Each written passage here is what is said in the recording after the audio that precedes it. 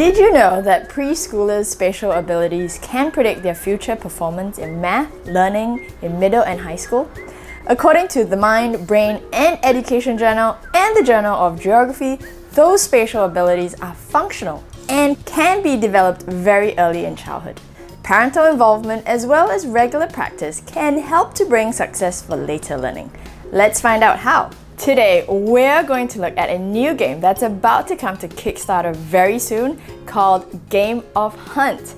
It helps kids develop critical thinking skills and build spatial intelligence. Now, we have a lot of kids games and I have not yet seen one like this that is catered to the really littles and is this compact and portable. So I'm really excited to tell you all about it.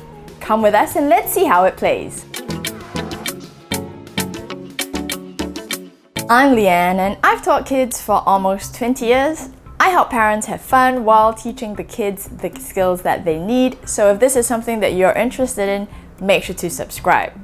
Also, stay to the end because that's where I'll explain what essential skills your kids can learn from this game and how you can help them.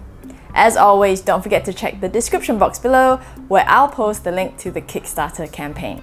Game of Hunt comes with 64 handy action cards made of directions you can move or actions you can take, a bunch of at least 40 magnetic wooden cubes, 8 magnetic counters in different colors, magnetic obstacle tiles, a 6-sided die, and the book of rules. Now this is a family game and it works well for families with kids from around kindergarten onward. This is a game for mom and dad to play with the kids. A great opportunity to teach strategy and work together to overcome the obstacles. Also, it makes a great game for those who find themselves on the go because it's entirely magnetic, which means you can play it on the couch, you can take it with you at the park, in the backseat of the car, wherever your travels take you. There are 4 different games in this magnetic board book. Now these games ask players to hunt for something by moving to a location on a grid map to pick up an item. Now all 4 games have the same movement mechanism. Each player has 5 cards from which they decide how to move and take any 3 actions. They can play a direction card to move, take an action card to grab, trade cards with another player, or discard a number of cards and refresh into their hand. In addition to hunting for these goals, each game also introduces different dynamics and challenges. So let me tell you about each game's different obstacle. In Trash Monsters, players are trying to be good citizens and pick up litter left behind by the friendly trash monster before he can leave even more garbage behind.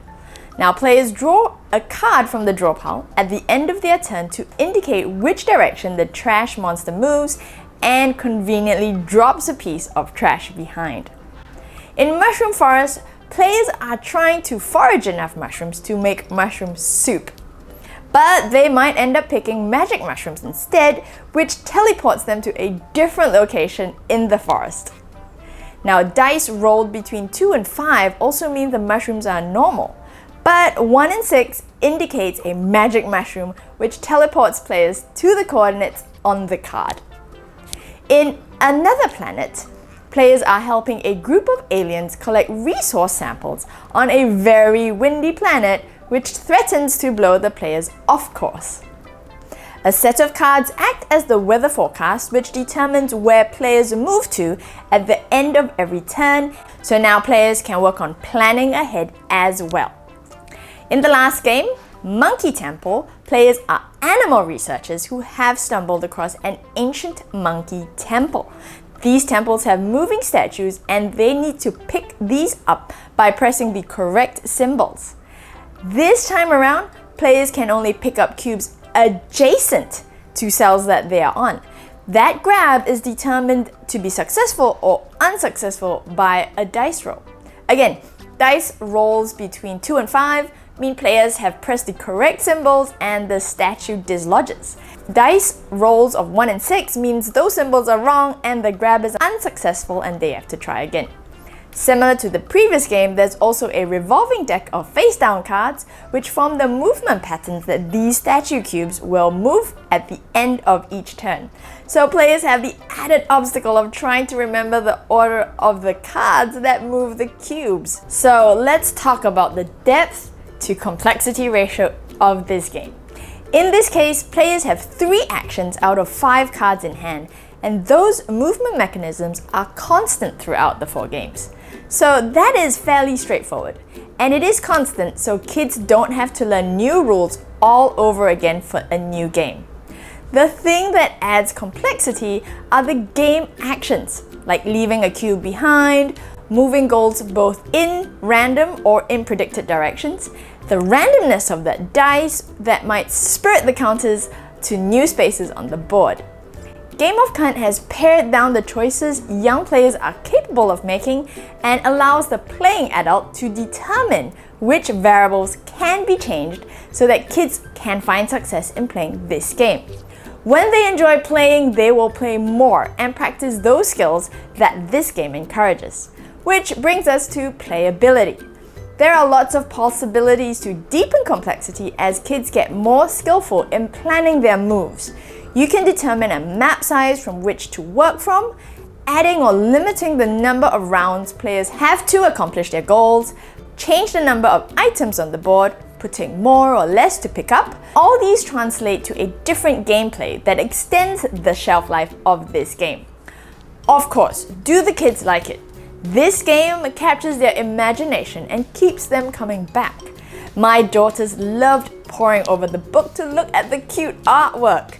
They were also drawn into the game narrative, which invited kids into the world that they were playing in. They could be helpful citizens in search of a cute trash monster in a quaint town with boot house, teapot house, and pumpkin house, and magic teleporting mushrooms. All these were silly enough to endear themselves to the kids. Scavenging for resources on a windy planet reminded my older kid of one of the lessons we had learnt about the planets in the solar system, and exploring the monkey temple definitely scratched our itch for a sense of adventure.